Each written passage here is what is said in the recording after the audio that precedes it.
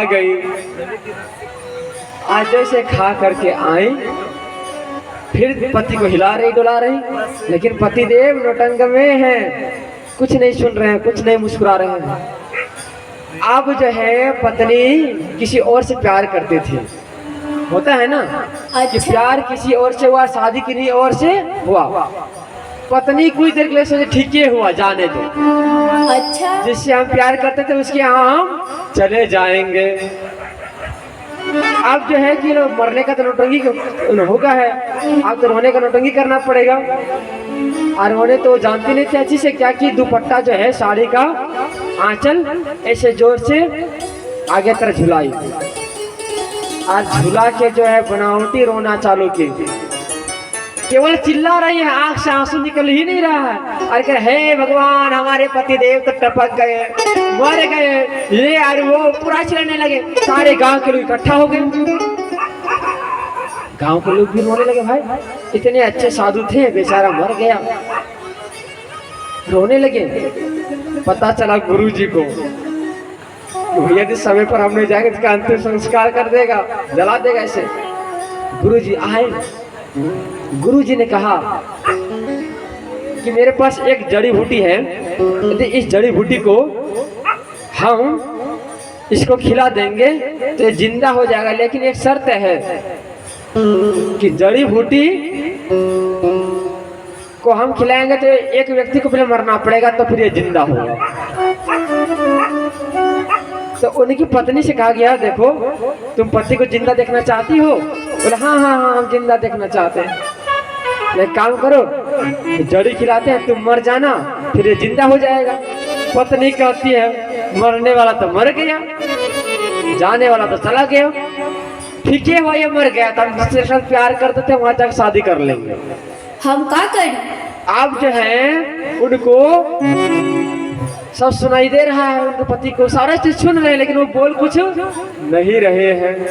उनको गुस्सा भी आ रहा है। अच्छा ऐसा है, बेटा था, बेटा से पूछा गया, सुनो बेटा, जड़ी को खिलाते हैं, तुमको मरना पड़ेगा, मरोगे, क्या कह रहे मालूम है? ठीक है वो पापा मर गया तो बोलते थे कुरकुरे खिला दो, पिताजी ला के खरीद दो, बोलता था पैसा वे है ये नहीं है, जाने दीजिए। बेटी थी, बेटी के साथ भी वही घटना हुआ, कोई उनका साथ देने के लिए तैयार नहीं हुआ। तब तक साधु ने कहा बेटा तेरा नौटंकी का समय खत्म हुआ, उठ जाओ। और जैसे वो उठा, सारे लोग देखते ही देखते रह गए। पत्नी का दिमाग तो भाई क्या चक्कर उनको आने लगा कि मैंने क्या क्या ना कह दिया, पतिदेव तो जिंदा है। गुरुजी कहते हैं पत्नी सारे सुन रही हो, जान रही हो, इससे वो विद्या प्राप्त है कि 32 मिनट तक ये श्वास एक बार लेगा तो 32 मिनट तक श्वास नहीं लेगा तो व्यक्ति नहीं मरेगा। इसलिए आदत हो सकती है। भाइयों बहनों मित्रों, जिसके लिए हम हाय धन करते हैं, जिनके लिए बार बार हम अपने शरीर को उस शरीर पर लगा देते हैं, भगवान कहते हैं नास्ति, ये सारा नाशवान चीज है। जिसे तुम अपना मानते हो ये है ही नहीं। बेटा को जन्म दोगे, बेटा भी छोड़ के चला जाएगा। और इस कलयुग में देखो ना, बेटा का जन्म तू दिया, शादी जहां हुआ, बेटा पुतहु सो अलग, माँ और बाप अलग। शास्त्र में लिखा गया है कि जिस घर में माँ बाप की इज्जत नहीं होती, देख लेना उस घर में कभी बरकतें नहीं होती। जिस घर में कभी माँ बाप की इज्जत नहीं होता, कभी उनके बातों को नहीं मानता है, उस घर में कहीं बरकत नहीं होता। आया हुआ धन वो तुरंत चला जाता है, माँ लक्ष्मी रूठ जाती है। और शास्त्र ने कहा है जो बच्चा अपने माँ बाप का बातों को मानता है, उनको 4 चीज प्राप्त होता है, 4 चीज मिलता है। शास्त्र कहता है क्या मिलता है? शास्त्र कहता है कि आयुर्विद्या यशो बलम जो व्यक्ति माता पिता की बात मानता है, उसको प्रणाम करता है, उनकी आयु लंबा होना चालू हो जाता है। आयुर्विद्या, विद्या किसे कहते हैं? स्कूली शिक्षा को ना, स्कूली शिक्षा को विद्या नहीं कहते हैं। विद्या कहते हैं जो गुरुकुल में सिखाया जाता है, जिस शिक्षा को, उस शिक्षा को विद्या कहते हैं। आयुर्विद्या, विद्या का मतलब जीवन जीने की कला को हम सीख जाएं। आयुर्विद्या यशो बलम, यश हमारा सम्मान बढ़ता है, और अंत में आता है बल बढ़ता है। बल मतलब क्या? किसी से झगड़ा करने का बल ना। बल का अर्थ होता है देखो, संकट आपके यहाँ आता है तो संकट को आप झेल के आप पार हो जाएं और अपने काम में आप कामयाबी बन जाएं। इसे कहते हैं आयुर्विद्या यशो बलम। ये चार चीज प्राप्त होता है माँ के चरणों में, पिता के चरणों में रहने से। इसलिए शास्त्रों में कहा है कि मातृदेवो भव, पितृदेवो भव, आचार्य देवो भव। शास्त्र में माता को, पिता को और गुरु को देव कहा गया है। देव मतलब कौन? जो लेता नहीं, जो केवल देता है, उसको देव कहते हैं। और फिर एक जगह और चीज लिखा है कि माता शत्रु पिता बैरी, ये संस्कार ना पाठती। माता को शत्रु कहा गया है। आप बोलेंगे व्यास जी आप कह रहे हैं कि माता शत्रु होती है? बोले हाँ, कि माता शत्रु पिता बैरी। ये मैं नहीं कह रहा, ये भागवत के शास्त्र कह रहा है कि माता शत्रु होती है। कौन माता शत्रु होती है? जो अपने बच्चे को सिगरेट पीने के लिए छूट दे दे, जो अपने बेटे को गुटखा खाने के लिए छूट दे दे, जो अपने बेटे को सिगरेट, गुटखा, तंबाकू, अन्य प्रकार के शराबों में ठेल दे, मना ना करें, वो माता शत्रु और पिता बैरी होता है। ये संस्कार ना पाठती। अच्छे संस्कार देना माता पिता का कर्तव्य है। आप क्या कहते हैं? किसी के पास जाते हैं, गुरुजी मेरा बेटा मेरा बात नहीं मान रहा है। अब आपसे एक सवाल है कि आप क्या कर रहे हो कि व्यास जी मेरा बेटा मेरा बात नहीं मान रहा है। एक सवाल करूं आपसे से, बताइए कि जो सवाल आप कर रहे हैं वो सवाल आपके माता पिता ने भी किसी से किया होगा। अभी किसी के माँ होंगे, अभी किसी के बेटे होंगे, वो भी वही कहते होंगे कि देखो मेरा बेटा मेरा बात नहीं मान रहा है। यदि अच्छा संस्कार देना चाहते हो बच्चों को तो उसे बचपन से ही अच्छे संस्कार देना चालू करो। शास्त्र में कहा गया बच्चे से भी पहले दिया जाता है गर्भ में, जिसको गर्भधान संस्कार कहते हैं।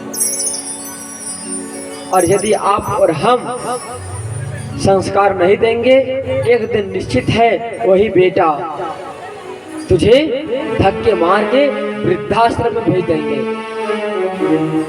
हम लोग इसे बहुत वृद्धाश्रम को जानते हैं कि जिस वृद्धाश्रम में बड़े बड़े घर के लोग पड़े हुए हैं जाकर के। वृद्धाश्रम भेजने वाले की दोष नहीं है, दोष उनकी माँ और बाप की है। ये आप सिखाते बेटा वृद्धाश्रम अच्छी जगह नहीं है, वहां नहीं जाना चाहिए, अच्छे संस्कार सीख लेते तो आपको वृद्धाश्रम जाना नहीं पड़ता।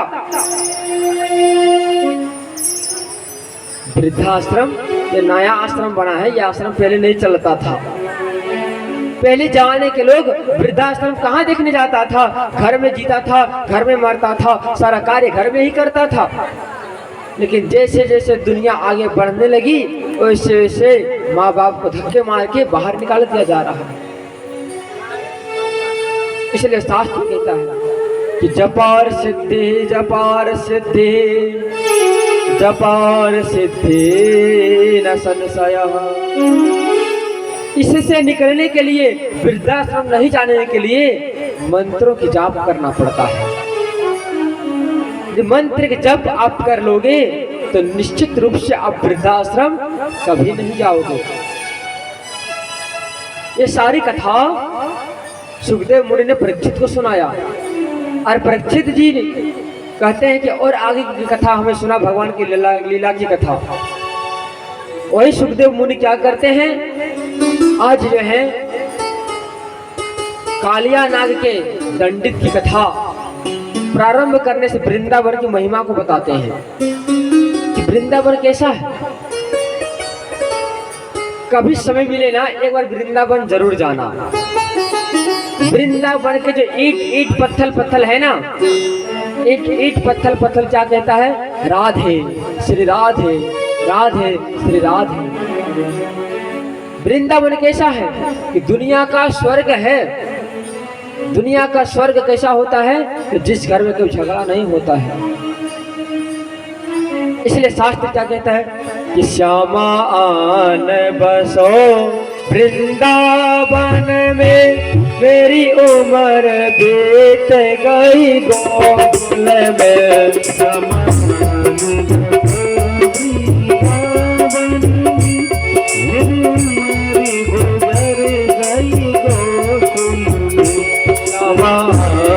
बसो वृंदावन में, मेरी उम्र बीत गई गोकुल में।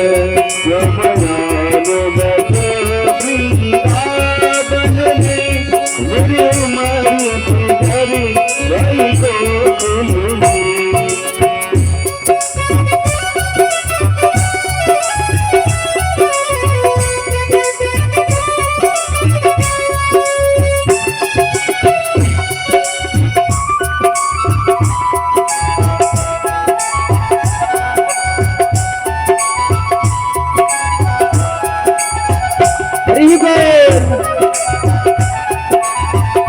सभी लोग पलट जाएंगे।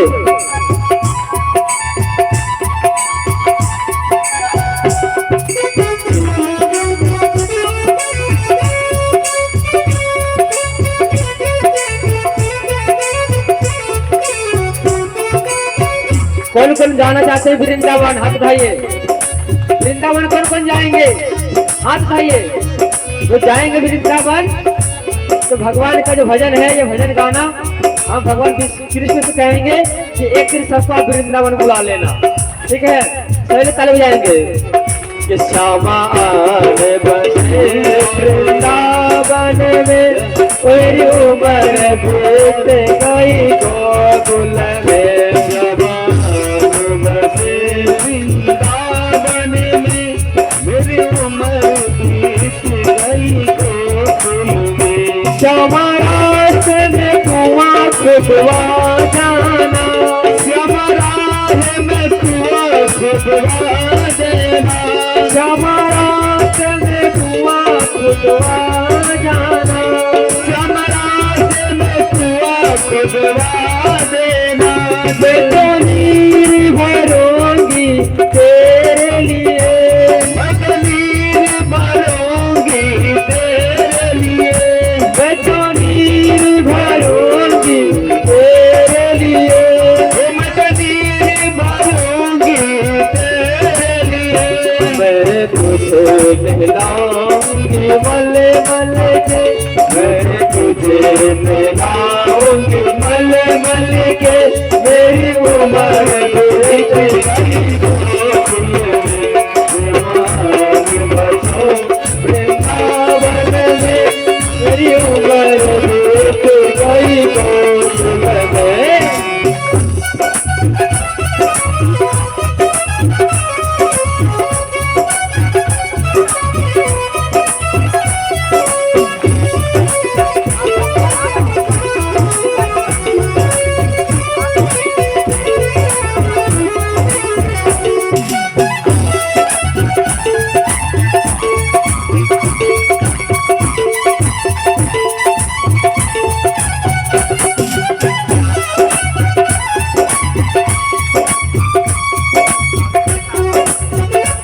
और क्या, यदि आप कहीं तीर्थ करने जाते हो, यदि भगवान नहीं मिले, धूप की छाया ना मिले, तो फिर आप थक जाएंगे। इसलिए गोपियाँ कहती हैं जैसे भगवान से कि हे भगवान, जब आपके लिए हम कहीं जाए ना, तो मेरे लिए सारी चीज़ों की व्यवस्था आप कर देना। श्यामा मुरली मधुर सुना जाना, श्यामा मुरली मधुर सुना जाना, श्यामा मुरली मधुर सुना जाना, श्यामा मुरली मधुर सुना जाना, मोहे आके तरस दिखला जाना, मुझे आके तरस दिखला जाना, मोहे आके तरस दिखला जाना, मुझे आके तरस दिखला जाना। तेरी सूरत बस है अखियन में, तेरी सूरत है अखियों में, मेरी उम्र बीत जवान वृंदावन में, मेरी उम्र बीत गई गोकुल में।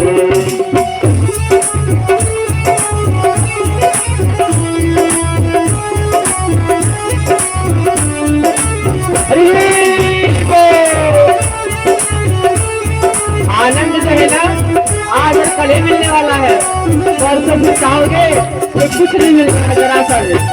इसलिए 2 दिन खूब लुट लीजिए आनंद।